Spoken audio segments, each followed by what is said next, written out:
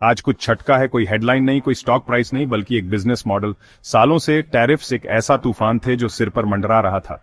चेतावनियां थीं, फोरकास्ट्स थे, शोर था, लेकिन आज 5 बड़ी कंपनीज ने एक ही फैसला सुनाया। हम और इंतजार नहीं कर रहे, हम निकल रहे हैं। किसी विरोध में नहीं, पॉलिटिक्स में नहीं, बल्कि जिंदा रहने के लिए। 27 मई 2025 से यूनाइटेड स्टेट्स में रहने का खर्च देश के कुछ सबसे बड़े ब्रांड्स के लिए वहां से निकलने के खर्च से ज्यादा हो गया है। ये कंपनीज पूरी तरह से बंद नहीं हो रही, ये गायब नहीं हो रही, लेकिन वो अपना रास्ता बदल रही हैं, काम कम कर रही हैं, जड़ें उखाड़ रही हैं, रिलोकेट कर रही हैं। उस ट्रेड वॉर इकोनॉमिक्स के असर से बच रही हैं जिसने अमेरिका के सबसे बड़े मार्केट प्लेस को एक रिस्क जोन बना दिया है।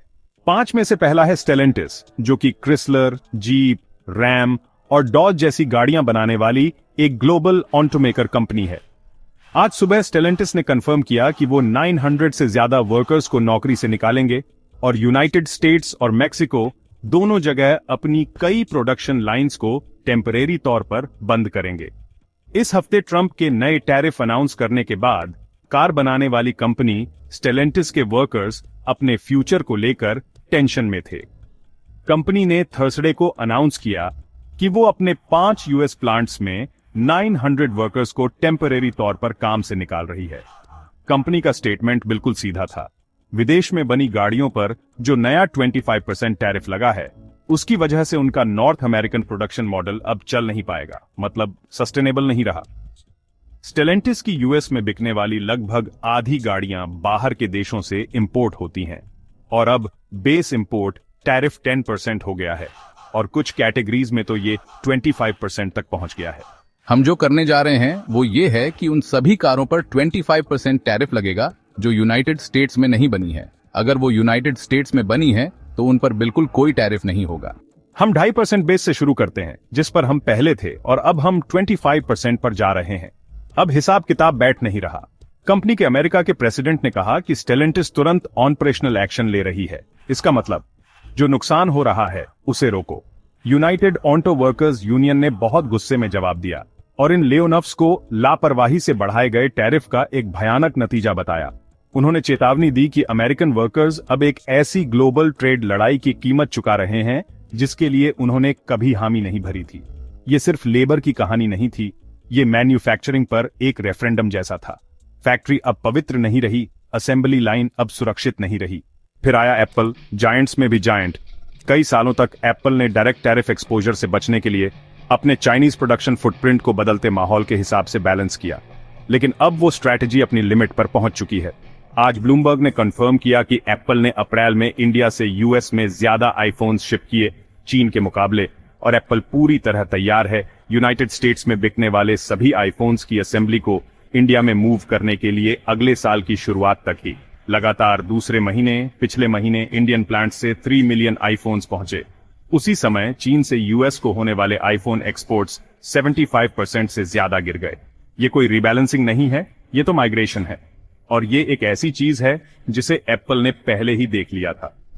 मई की शुरुआत में सीईओ टिम कुक ने कहा था कि यूएस में बिकने वाले ज्यादातर आईफोन्स आखिर में इंडिया में ही बनेंगे। आज वो ट्रांजिशन अब इवेंचुअल नहीं रहा, वो तो अंडरवे है। वजह साफ है, ट्रंप का प्रपोज्ड 25% टैरिफ उन सभी आईफोन्स पर जो यूनाइटेड स्टेट्स के बाहर बनते हैं। एप्पल सीईओ टिम कुक का कहना है कि अमेरिका में बिकने वाले आईफोन्स डोमेस्टिकली मैन्युफैक्चर होने चाहिए। अगर ऐसा नहीं होता तो एप्पल को यूएस को कम से कम 25% का टैरिफ देना पड़ेगा। एप्पल ने इसका जवाब प्रेस रिलीज से नहीं बल्कि लॉजिस्टिक्स से दिया। चेन्नई की फैक्ट्रीज अब वो संभाल रही हैं जो पहले शेंजन संभालता था। असेंबली लाइंस मूव हो चुकी हैं, सप्लाई चेन्स दोबारा बनाई जा चुकी हैं। चीन में रहकर यूएस में इंपोर्ट करने का कॉस्ट बहुत ज्यादा वॉलेटाइल हो गया है, इसलिए एप्पल अब वहां से निकल रहा है। आगे डिजिटल रिटेल क्रांति को एक झटका लगा।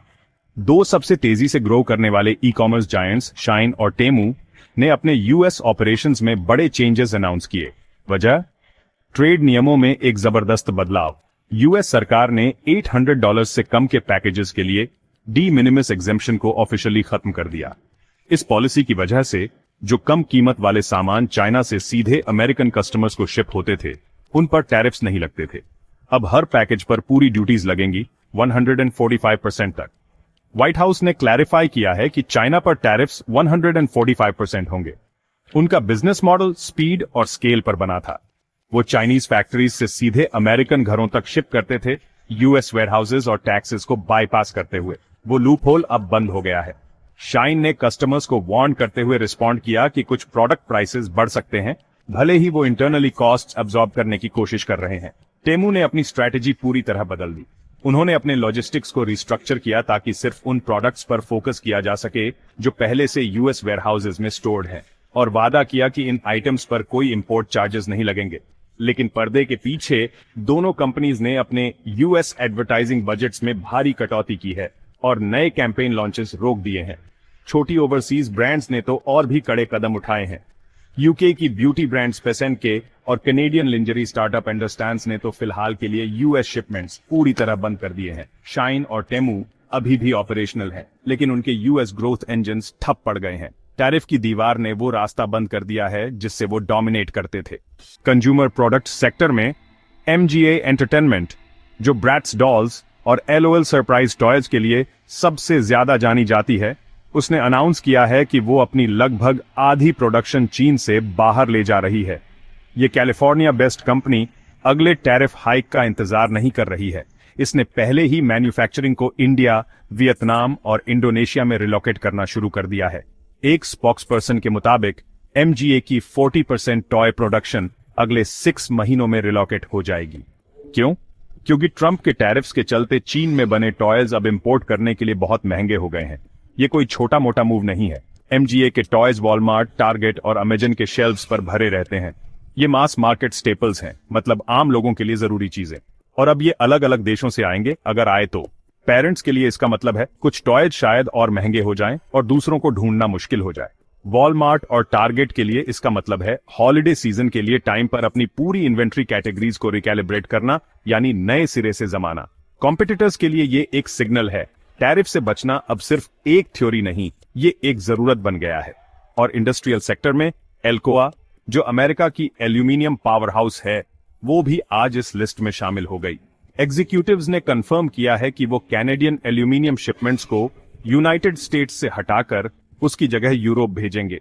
नॉर्मली एल्कोआ के कैनेडियन स्मेल्टर्स यूएस की डिमांड पूरी करते हैं,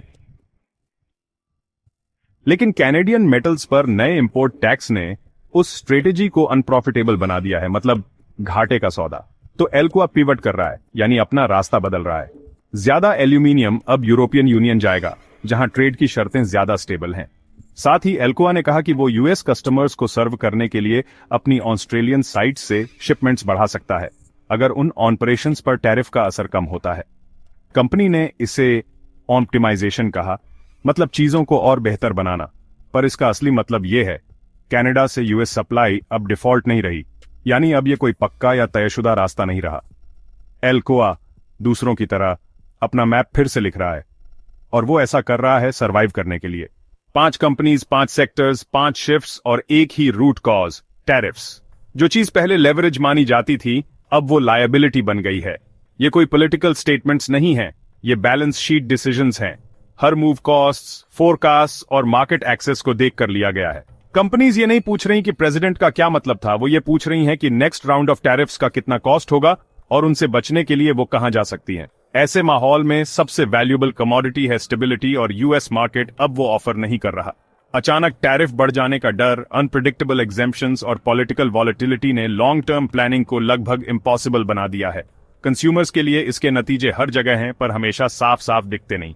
फोन महंगा हो गया है, टॉय आउट ऑफ स्टॉक है, डिलीवरी में ज्यादा टाइम लग रहा है, शेल्व्स खाली खाली सी लग रही है।